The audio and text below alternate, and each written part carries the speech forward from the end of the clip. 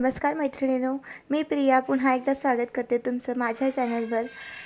पुन्हा एकदा घेऊन आली आहे तुमच्यासाठी तुमच्यातलंच काहीतरी घेऊन. आज मी तुम्हाला एक वेगळी रेसिपी पण दाखवणार आहे. प्लस आपले काही विचारही एकमेकांसोबत शेअर करूया. मैत्रिणींनो, आज मी 2 पद्धतीचे सँडविचेस बनवणार आहे. एक सँडविच जे माझ्या सासूबाईंना हवं होतं, जे टिपिकल म्हणजे ग्रिल सँडविचमध्ये मी आपल्या नॉर्मली जसं टाकतो तसं बटाट्याची चटणीच बनवून टाकलेली आहे.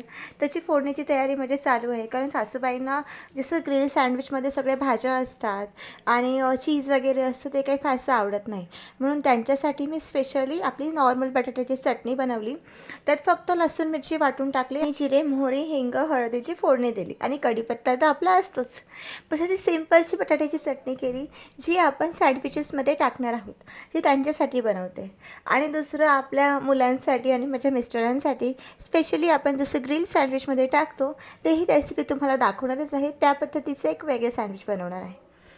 तर मैत्रिणीनं, बटाट्याची चटणी तर आपली होतेच आहे, ती फ्राय होते. त्यात मी मीठ टाकलं आणि ते नॉर्मली आपण बारीक आचेवर थोडीशी होऊ द्यायची. मैत्रिणीनं, आपल्यातल्या बऱ्याच गृहिणी ज्या शिकलेल्या आहेत, डिग्री मिळवलेल्या आहेत, त्या बऱ्याच माझ्या मैत्रिणी आजही घरात बसून आपली घरातली कामं आणि संसार सांभाळतात.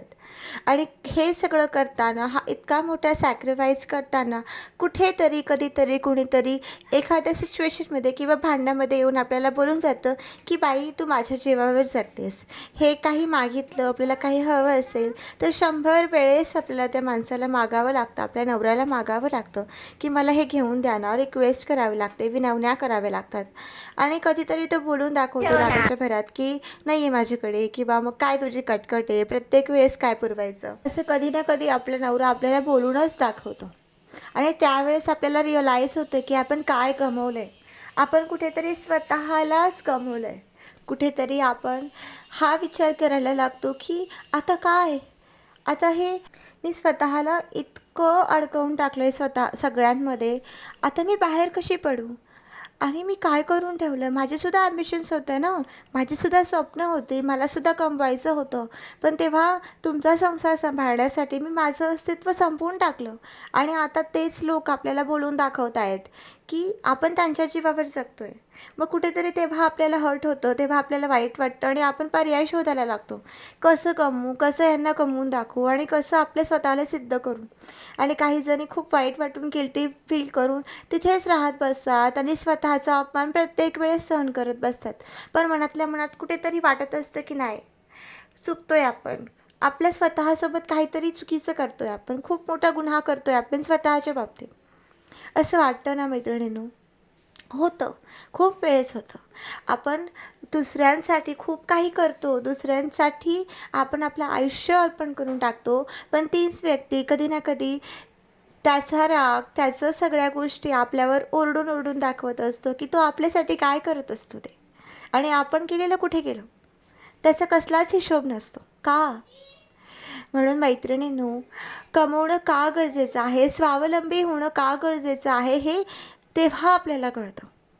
आपले आईवडील आपल्याला शिकवतात, पायावर उभं करतात. कशासाठी? हो, संसार करणं खरंच गरजेचं आहे. मुलांना सांभाळणं, नवऱ्याचं सगळं करणं, हे सगळं खूप गरजेचं आहे.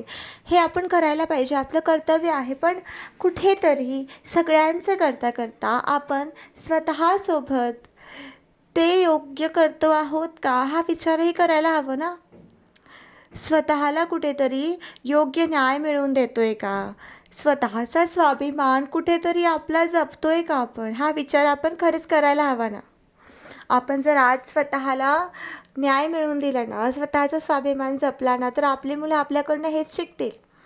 मुलंही आपल्याला तोच सन्मान देतील, आपले हसबंडही आपल्याला तोच सन्मान देतील. म्हणून मैत्रिणींनो, कधीही हा विचार करू नका की सगळं संपलं आहे आता, मी माझं करिअर सोडलं आहे, मी माझं शिक्षण सोडलं, मी आता फक्त एक गृहिणी आहे. नाही, तुम्ही फक्त गृहिणी नाही आहात. कमवण्याचे खूप सारे मार्ग असतात, खूप सारे, फक्त शोधणं गरजेचं आहे. म्हणून मैत्रिणींनो, कधीही हार मानू नका. आयुष्यामध्ये कधी असं समजू नका की माझं सगळं संपलं आहे. नाही, जोपर्यंत हा जग संपत नाही तोपर्यंत आपल्या ॲबिलिटीज किंवा आपल्यासाठी मार्ग बंद होत नाही. कमवण्याचे मार्ग कधीच बंद होत नाही. जर माणूस करणारा असेल तर त्याला मार्ग परमेश्वर कुठून ना कुठून शोधून नक्की देतो. म्हणून तुम्हीही हार मानू नका. कुठून ना कुठून काही ना काही प्रयत्न करून किंवा वर्क फ्रॉम होम करून सुद्धा तुम्ही स्वतःचा काडीचा रुपया म्हणजे थोडाफार पैसा का होईना कमवा, जो पैसा तुमच्यासाठी खरंच मौल्यवान ठरेल. आपलं बोलता बोलता बघा, माझी सेकंड ग्रिल सँडविचची रेसिपीसुद्धा तयार होत आली आहे. त्यात मी पहिल्यांदा तर आपले जे काकड्या असतात त्या कापून टाकल्या, कांदा टाकला, 2-3 कांदे होते ते बारीक कापून टाकले. माझ्या मुलीने ते मला कापून दिलेले तुम्ही बघितलंच. आणि नंतर टोमॅटो आणि हे स्प्रेड चीज आणलेलं होतं माझ्या मिस्टरांनी. ते काही चमच्याने होईना, मग मी सरळ माझा हात घातला आणि हातानेच ते मिक्स केलं. आणि म्हणतात ना, हात उतरला ना आपल्या पदार्थांमध्ये तर त्याची चव वाढते. आणि मीही तेच केलं. आपल्या हाताने व्यवस्थित असं मिक्स करून घेतलं आणि ते सगळीकडे लागतं चीज, त्याच्यामुळे एक वेगळी टेस्ट प्रत्येक बाईटला येणार. मग आपण ते सगळं व्यवस्थित करून घ्यायचं आहे आणि त्याच्यामध्ये आपल्याला टोमॅटो सॉस आणि जो बाजारामध्ये हा पिझ्झा सॉस मिळतो ना, पिझ्झा पास्ता सॉस, तो पण घ्यायचा आणि तो सुद्धा त्याच्यात मिक्स करायची, जेणेकरून पिझ्झाची जी स्पेशल टेस्ट असते ती सुद्धा त्याच्यामध्ये येईल. आणि मीही तेच केलं. आणि मैत्रिणींनो, हे मी खरंच फर्स्ट टाईम ट्राय केलं आहे. ह्याआधी मी कधी ग्रिल सँडविच बनवलेले नव्हते. असे नॉर्मल सँडविच बनवलेले होते, पण ग्रिल सँडविचची स्पेसिफिक असते रेसिपी, ती कधी बनवली नव्हती. मी ही फर्स्ट टाईम ट्राय करते. तुम्ही करा, कारण माझ्या मुलांना आणि मिस्टरांना खरंच आवडली आणि टेस्टी पण बनली होती. आणि फार काही आयटम्स टाकलेले नव्हते. सिम्पल अशी रेसिपी होती, आपण कधीही पटकन बनवू शकतो अशी. आणि हे सासूबाईंचं आधी करायला घेतलं, कारण त्यांना भूक लागलेली होती आणि माझ्या ह्या सगळ्या पसाऱ्यामध्ये टाईम खूप होऊन गेलेला होता. म्हणून मग मी त्यांचं आधी करून दिलं. त्यांचं सँडविच रोस्ट करायला लावून दिले होते. आणि आपला विषय राहूनच गेला मैत्रिणींना बोलता बोलता. रेसिपी तर होत राहील. मग तुम्ही विचार करताय की नाही ज्या गोष्टी मी तुम्हाला सांगितल्या. हे बघा, आपण संसारात गुंतलेलो आहोत, आपण आपल्या मुलांचा सांभाळ करत आहोत, आपण आपलं आयुष्य जगत आहोत, आपल्या संसारासाठी जगत आहोत, हे होतच राहील. पण कुठेतरी स्वतःला हरवू नका. स्वतःसाठीही जगा आणि स्वतःला सिद्ध नक्कीच करा. बिझनेस करा किंवा बाहेर पडा, काहीतरी करा, पण कमवा. आयुष्यामध्ये काहीही न करण्यापेक्षा काहीतरी केलेलं नक्कीच बरं असतं. म्हणून आयुष्यामध्ये आपल्या मुलांसाठी एक चांगलं आणि उत्तम उदाहरण जर आपल्याला बनायचं असेल ना, उद्या आपण आपल्या मुलांना सांगायच्या आधी मुलांना हे माहीत असेल की आपली ती कॅपेबिलिटी आहे, की आपण त्यांना काहीतरी सांगतो आहे, उद्देश करतो आहे आणि त्यांनी आपलं ऐकलं पाहिजे. म्हणून स्वतःला आधी सिद्ध करा, जेणेकरून समाज आणि आपले मुलं दोघेही आपलं व्यवस्थित ऐकतील आणि आपल्याला ती रिस्पेक्टही देतील, जे आपण खरंच डिझर्व करतो. स्वतःला कुठेही कमी समजू नका.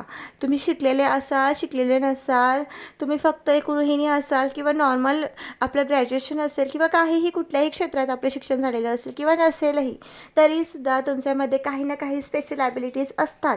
हे ओळखा. स्वतःला ओळखा की तुम्ही काय करू शकता, तुम्हाला कशात आवड आहे त्याच्यामध्ये करा. घरच्यांना सांगा, कन्व्हिन्स करा की मी माझी कामं पटापट आवरून घेते घरातले, तुमचं सगळं करून देते आणि मला नंतर बोर होतं, त्या वेळेमध्ये मला माझं काहीतरी करायचं आहे. आणि बघा, काही जण सपोर्ट करतील, काही जण नाही करणार, पण तुमच्यावर आहे की तुम्हाला किती टिकून राहायचं आहे. स्वतःसाठी तुम्ही कितपत देऊ शकता हे तुम्हाला ठरवायचं आहे. म्हणून मैत्रिणींनो, स्वतःला पाठीमागे नका हो करून घेऊ. तुम्हाला स्वतःला पुढे ढकलायचं आहे. जसं जग पुढे चाललं आहे ना, आपण मागे राहतो आहे, आपण घरामध्ये अडकून राहतो आहे. आपण भाजीपाला, मेथीची भाजी आणली, ती साफ केली, ती कशी धुतली, ती भाजी कशी केली, रेसिपी कशी होती आणि टेस्ट कशी होती, यांना आवडलं, त्यांना आवडलं, उद्या हे आहे, सण आहे, तो आहे. हो, हे राहत राहील. वर्षभर सण येत राहतात, वर्षभर कामं होत राहतात, वाळवणं होत राहतात, सगळं होत राहतं. मुलंही शिक्षण घेत आहेत, मुलं हळूहळू मोठी होत आहेत, नवऱ्याची कामं चालू आहे, सासू सासऱ्यांचं वय होत चाललं आहे, सगळं होत चाललं आहे गं. पण कुठेतरी स्वतःसाठी तू जगतेस का, याचा विचार केलास का? तू स्वतःला गंमत चालली आहेस, तू स्वतःचं अस्तित्व मागे ठेवत चालली आहेस आणि तू सगळ्यांसाठी जगत चालली आहेस, पण तू स्वतःसाठी जगणं मात्र विसरून गेली आहेस. हे विसरू नकोस गं. एक मैत्रीण म्हणून मला तुला हेच सांगायचं आहे गं मैत्रिणी, की तू कुठेतरी स्वतःसाठी स्वतःला निवड. सगळ्यांच्या आवडीनिवडी जपता जपता स्वतःची आवड काय आहे आणि स्वतःला काय करायचं हे सुद्धा लक्षात ठेव आणि ते कर सुद्धा. बघू शकता, आपल्या बोलता बोलता माझं सँडविचही रेडी झालं आहे. खूप असं चीज नाही टाकलं त्याच्यामुळे खूप असे लेयर्स येत नाही पण छान टेस्ट होती. मस्त झालं होतं. फुलला होता सँडविच आणि क्रिस्पी क्रिस्पी झाला होता आणि अशा पद्धतीने मी 4 लेयर्समध्ये ते कट केला आणि सगळ्यांना दिला आणि खरंच माझ्या मिस्टरांना आवडलं म्हणजे हां, छान झाला होता. कारण माझे मिस्टर अशा पद्धतीचे व्यक्ती आहेत, की त्यांना लवकर कुठलाही पदार्थ आवडत नाही. ते कुठल्याही पदार्थात काही ना काही कमी काढतातच. यातही थोडीशी काढली होती, पण ठीक आहे. पण त्यांना आवडलं हे मला कळलं. आणि कसं असतं नवऱ्यांचं कामच असतं नावं ठेवायचं आणि माझाही नवरा त्यातलाच आहे. पण माझ्या मुलांना मात्र आवडलं. माझ्या मुलीने खूप टेस्टी आहे असं सांगितलं, बस मी जिंकले.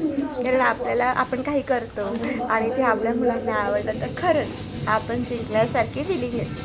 आणि आता आपल्याला स्वतःलाही शिकायचं आहे. बघा हे सगळं करायच्या नादात माझ्या घरात किती सारा पसारा झाला. चला तर मग आवरूया. आणि बघू शकता उशीर झाला पण माझं सगळं किचन व्यवस्थित आणि सुंदर क्लीन केलं आणि मगच झोपायला जाते. हा माझा दिनक्रम आहे. मी कधीही सगळी भांडी खरकटे ठेवून कधीच झोपत नाही. कितीही वाजू दे, कितीही उशीर होऊ दे, अशाच पद्धतीने सगळं क्लीन करते आणि मगच झोपते. आणि तुम्ही असंच करा. अशाने आपल्या घरात लक्ष्मी नांदते असं म्हणतात. म्हणून स्वच्छता आणि टापटीपपणा नेहमीच आपल्या घरात राहू द्या. अशाच पद्धतीने माझा हा ब्लॉग संपलेला आहे आणि माझं विचार आणि माझी रेसिपी आवडली असेल तर लाईक, कमेंट आणि सबस्क्राईब करायला अजिबात विसरू नका मैत्रिणींनो. Thank you so much. चलो बाय.